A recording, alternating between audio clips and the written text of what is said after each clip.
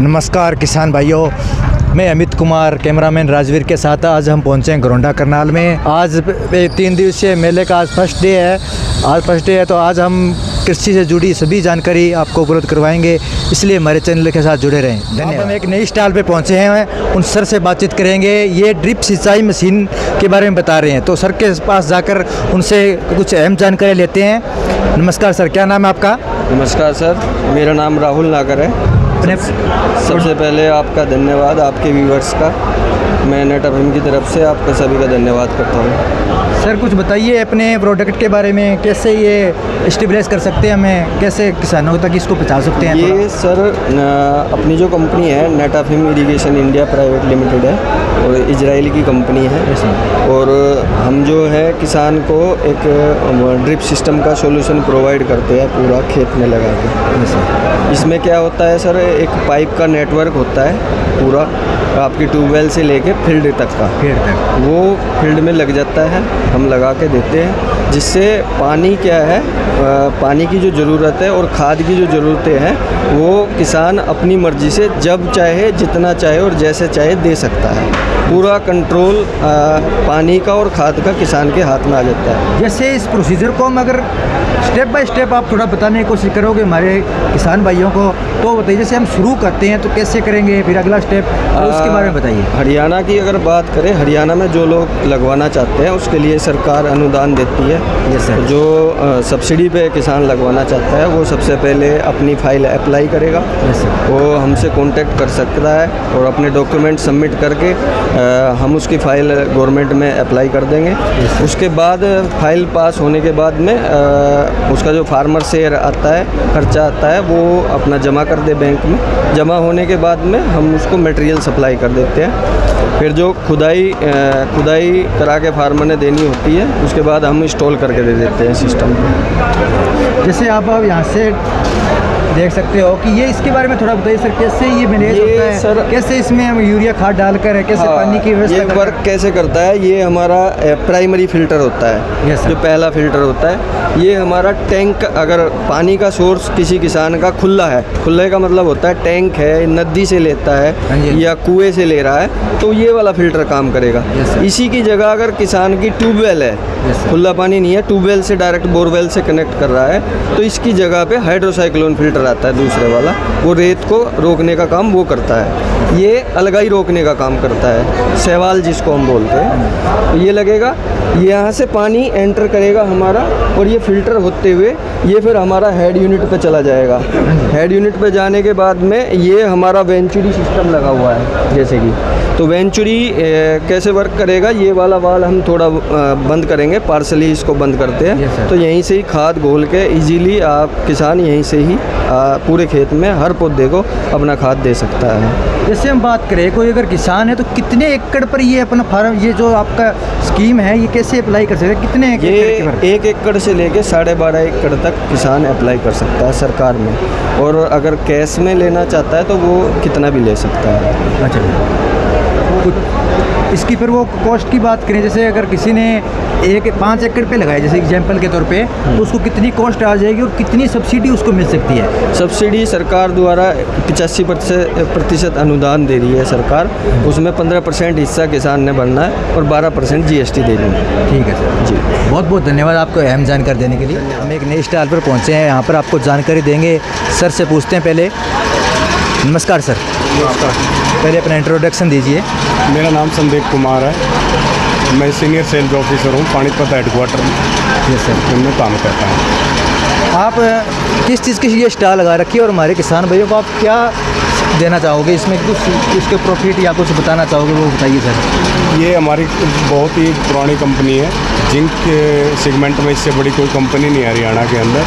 और हमारे nutrient, micro nutrient में और बायो प्रोडक्ट हमारे आते हैं, जो किसानों के लिए भी अच्छा है, एनवायरनमेंट के लिए भी अच्छा है।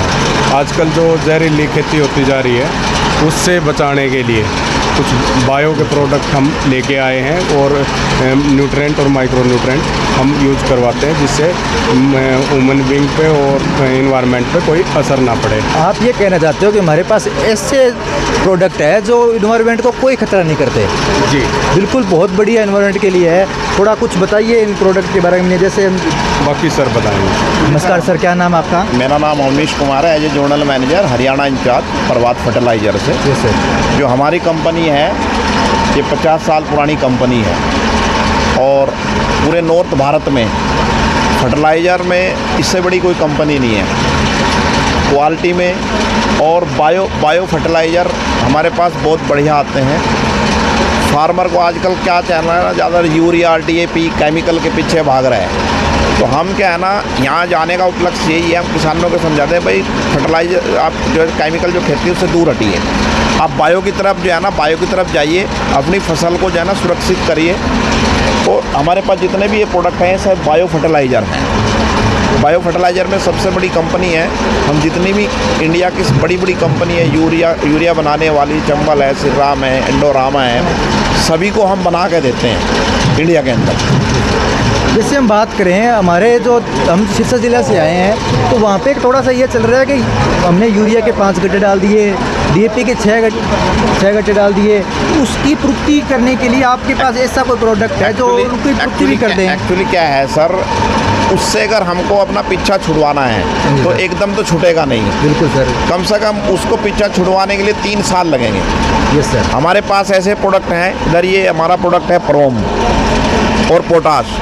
इनको आप कंटिन्यू डालिए, ये चाहे आप 10 गट्टे भी डालिए तो उससे तब पीछा छूटेगा। कम से कम 3 साल लगेंगे। करनाल में चूर्णी गाँव है, यस सर। उनसे हमने इससे 4 साल 5 साल पहले स्टार्ट किया था। 1 साल पैदावार कम हुई, उससे अगले साल थोड़ी बढ़ गई, उससे अगले साल थोड़ी बढ़ गई, तीसरे साल जाके जितना यूरिया DAP से लेते हैं उतना ही पैदावार उससे हो गई। और मार्केट जाके आप समझिए, जब मार्केट में किसान लेकर जाता है तो उससे दुगने रेट मिलते हैं, क्योंकि उसकी शाइनिंग बहुत अच्छी आती है। केमिकल में जो है ना शाइनिंग नहीं आती। आप इधर तो फसल को ले जाते दिल्ली तक जो है ना फसल को मुरझा जाएगी। जब हम बायो की खेती करते हैं तो बायो में खेती जो है ना मुरझाती नहीं। बायो में कोई भी हम फसल, टमाटर है, भिंडी है, कुछ XYZ कुछ भी लेकर गए दिल्ली तक, वो सेम ऐसी ही रहती है। जैसे हम फॉर एग्जांपल बात करें भिंडी की, जी, अगर हमें भिंडी में ये प्रोडक्ट डालने हैं, हमने कोई यूरिया, कोई DAP, कुछ भी जो एक कीटनाशक दवाई कुछ नहीं डाली, एक्चुअली क्या है तो ना, इसको अगर हम शुरुआत करें तो कैसे करेंगे? हाँ, एक्चुअली क्या है ना, जो हमारे आजकल बहुत ज़्यादा इंसेक्ट आ रहा है और पेस्ट आ रहा, वो यूरिया की ही देन है। जितना ज़्यादा हम यूरिया डाल लेंगे ना, उतनी हमारी फसल जो है ना काले रंग पे होगी। किसान की आज थ्योरी है कि मेरी फसल काली होनी चाहिए। बिल्कुल। जितनी फसल काली होगी उतना ही ज़्यादा इंसेक्ट ज़्यादा आके लगेगा। एग्जाम्पल, एक रेडी पे बढ़िया केले रखे चित्तीदार, तो हम वहाँ से जा रहे, हम क्या कहेंगे, अरे यार इस पे बहुत बढ़िया केले रखे, चल इस पे चलते हैं। मानते नहीं मानते? ऐसे ही कीट पतंगों का है। अगर फसल बहुत ज़्यादा काली है तो वो कीट पतंगे जाके उसमें लगेंगे। अगर फसल आपकी येलो यानी पीले थोड़े कलर पे है तो वो पैदावार भी अच्छा देगी और उसमें इंसेक्ट भी नहीं लगेगा। जैसे कोई आप एग्जांपल देके बताओ, जैसे इसमें आप कितनी मात्रा में आपका प्रोडक्ट डालें, कितना डालें? देखो, वो तो कुछ यूरिया भी डालना पड़ेगा, ऐसे तो है नहीं बिल्कुल एक साथ ही वो तो ऐसा है सर, देखो प्रोडक्ट वाइज है, हर प्रोडक्ट की डोज अलग अलग है। हमारा एक प्रोडक्ट आता है पोटास लिक्विड। पोटास लिक्विड ऐसा एक प्रोडक्ट है, अगर हम इसको किसी भी क्रॉप पे स्प्रे कराते हैं तो एक तो बीमारी आने के बहुत कम चांस होते हैं, क्योंकि जितने भी ये बैक्टीरिया प्रोडक्ट हैं, जो बायो प्रोडक्ट हैं, इनके अंदर ऑलरेडी बैक्टीरिया होते हैं। और बैक्टीरिया को क्या है, जिंदा रहने के लिए कुछ ना कुछ खाने को चाहिए।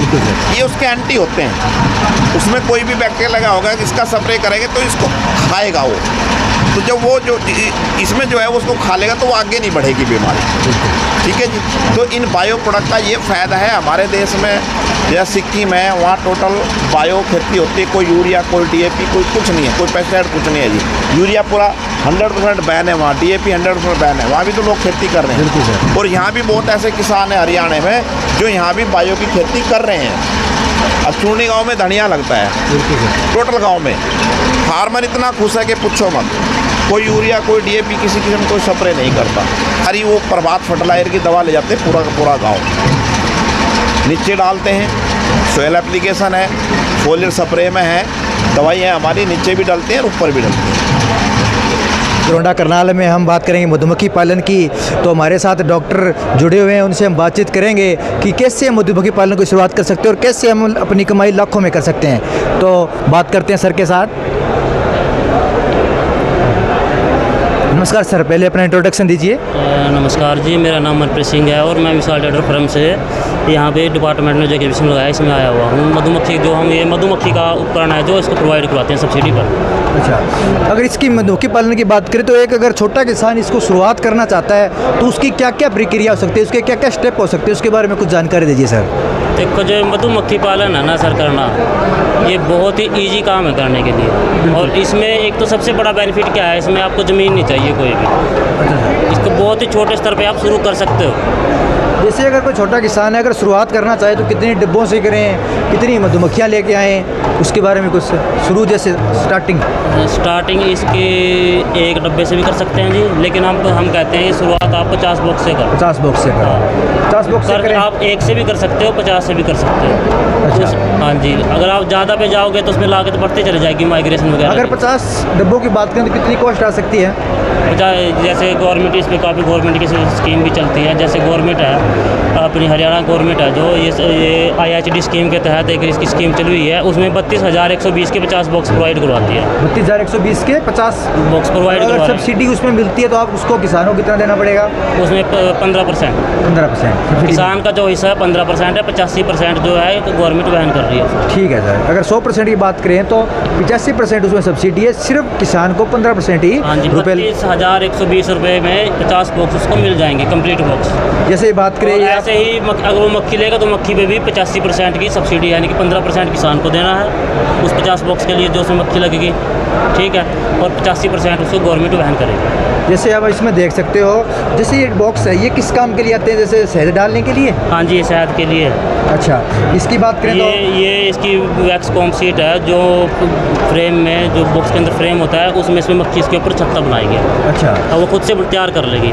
फिर उस छत्ते को जब इसमें शहद तैयार हो जाएगा, मैं बताता हूँ आपको, जब इस बॉक्स में जैसे बॉक्स रखा है इसमें तैयार हो जाएगा शहद, तो इसको क्या करेंगे, इसमें से फ्रेम निकाल लेंगे हम, इसको इसमें ऐसे डाल देंगे। अच्छा सर, ठीक है, ऐसे डालने के बाद इसको ऐसे घुमाएंगे और जो ये इसमें शहद होगा ना वो उसके चारों तरफ लग के नीचे इकट्ठा हो जाएगा और नीचे उसको हम किसी में बकेट्स में फूड ग्रेड बकेट में इकट्ठा कर लेंगे। इसकी जैसे शहद निकालने की कितनी अवधि होती है? 3 मंथ की, या कितने टाइम के बाद में शहद दोबारा बन जाता है? देखिए, वैसे तो शायद अगर सीजन फुल चल रहा हो ना तो हर 7वें दिन मक्खी शहद तैयार कर देती है। 7वें दिन? अगर उसको पोलन अच्छा मिल रहा है, ठीक है। अगर उसको पोलन अच्छा नहीं मिल रहा है तो उसको कुछ फीडिंग भी देनी पड़ती है ताकि वो जिंदा रहे।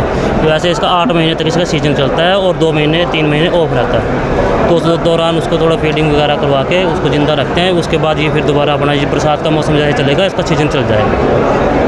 और अपना सरसों और सूरजमुखी जो है इसका सबसे मेन है अपना हरियाणा के अंदर। अच्छा, फूलों में बात करें तो सूरजमुखी और सरसों इसके सबसे मेन प्रोमिनेंट वो है इसके सीजन। ठीक है, सबसे ज़्यादा मस्टर्ड, जिसको मस्टर्ड कहते हैं, सनफ्लावर।